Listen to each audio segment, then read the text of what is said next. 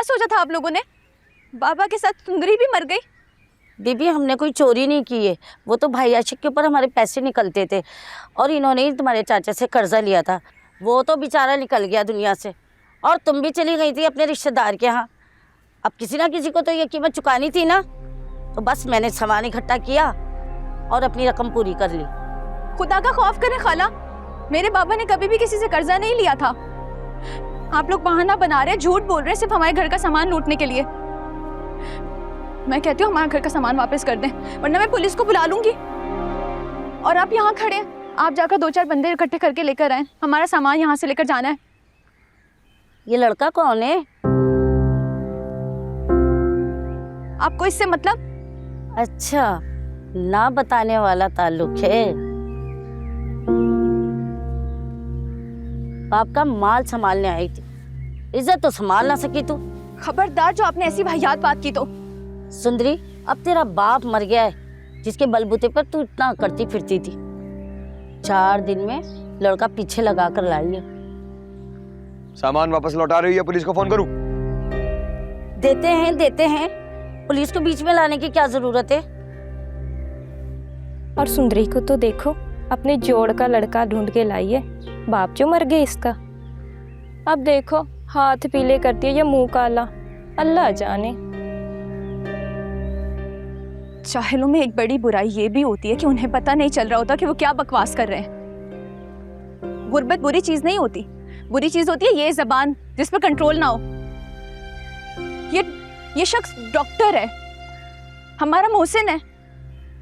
इसने मेरी और मेरे बाबा की बहुत मदद की है और आज तक कर रहा है। इतने पढ़े लिखे काबिल इंसान के बारे में गलत बोलते हुए शर्म आनी चाहिए आप लोगों को। ये बेचारे लोग वाकिफ नहीं है आपसे। कोई बात नहीं चाचा, वाकिफ तो हम दोनों भी नहीं है, पर कुदरत ने मेरी फितरत में इंसानियत की मदद करना रखा है। मुझ पर कोई भी इल्जाम लगाए मुझे कोई फर्क नहीं पड़ता। बेटा, तूने जिस तरीके से सुंदरी और उसके बाबा को संभाला है, उसका ख्याल रखा है, इस तरह तो कोई भी नहीं कर सकता था भला। और ये लोग उधार पे किसी को दुआ भी ना दें। चाचा, हमें इन लोगों से कुछ नहीं चाहिए, ना दुआ, ना दवा, ना मदद। लुटेरों की पनाह से अल्लाह बचा।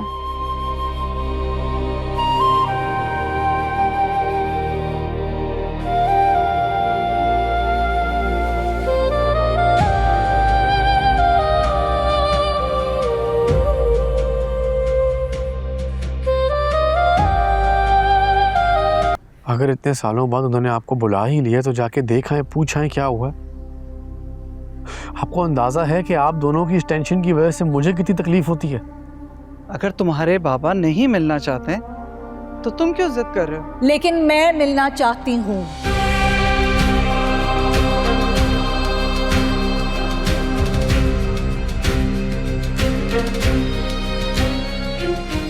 कुछ जरूरी बात करनी है मुझे तुमसे।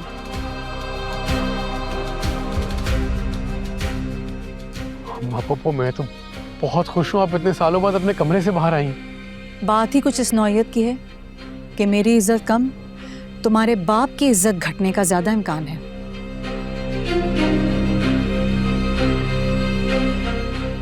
बैठो ना, खड़े क्यों? सारी बेचैनी मेरे मुकद्दर में लिखकर तुम खुद इतने बेचैन क्यों? शुक्र करो कि जहांताद मीर अली ऑफ सुंदरगढ़ तुम्हारा भाई है, और अगर तुमने अपने आप को उसकी जगह रखकर देखा होता न, तो शायद आज तुम्हें उससे हमदर्दी होती। वो भाई जो खानदान का बड़ा है, वो जिसकी मंशा के लिए गांव और खानदान वाले इंतजार करते हैं, वो भाई जिसकी वजह से हुकूमत में लोग जाते हैं या जाने से रह जाते हैं। मैं 100 बार तुम्हें बता चुका हूं कि मैं अपने मनसब के हाथों मजबूर था। मैं तुम्हें तुम्हारी मर्जी की शादी करने की इजाजत नहीं दे सकता था।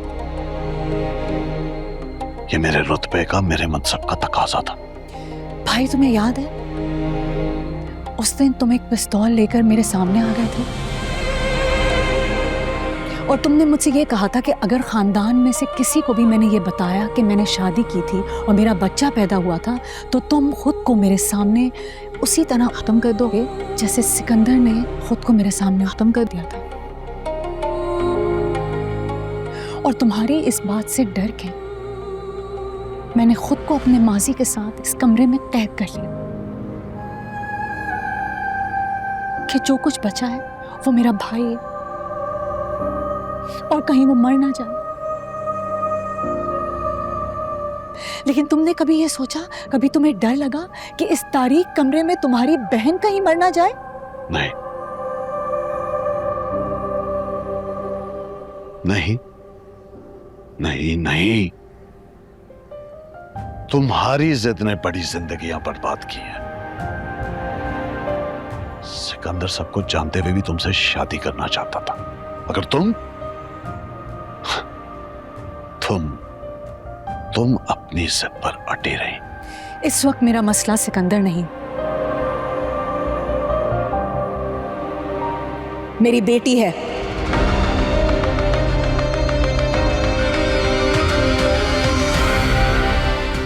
किसकी बेटी? मेरी बेटी।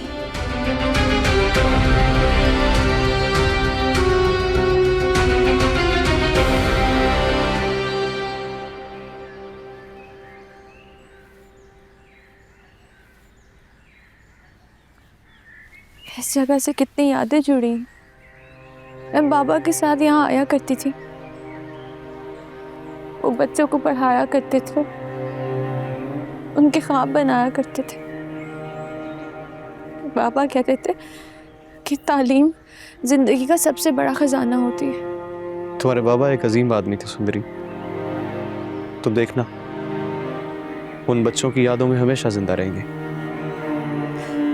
हाँ, बाबा कहते थे कि इल्म बांटना इबादत है।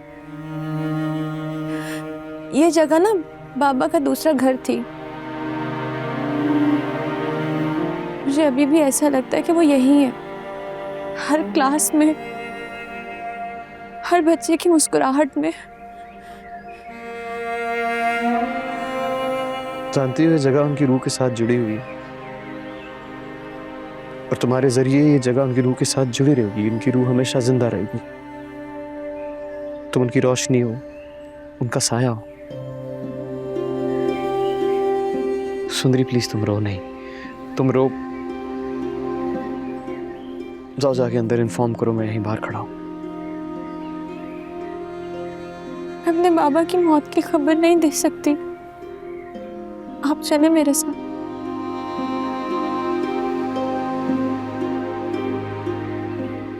चलो। तुम्हारा बेटा मुर्दा पैदा हुआ था। साहब जान के मुंह से सच निकल चुका है, अब तुम भी मत छुपाओ। बता दो मुझे मेरी बेटी कहाँ है। झूठ बोलती है ये, ऐसे कुछ नहीं होता।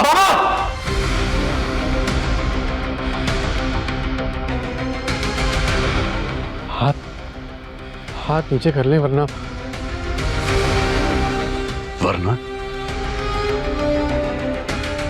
वरना क्या करोगे तुम?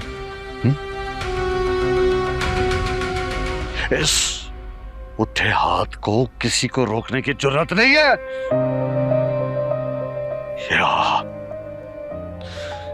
याद फैसला करता है, सजा देता है, हक का साथ देता है। आप मेरे सामने मेरी माँ पे हाथ नहीं उठा सकते। आप बड़े हैं, मैं आपकी इज्जत करता हूँ, लेकिन मेरे सामने मेरी माँ पर हाथ उठे और मैं चुपचाप खड़ा रहूं, ये मैं बर्दाश्त नहीं करूंगा।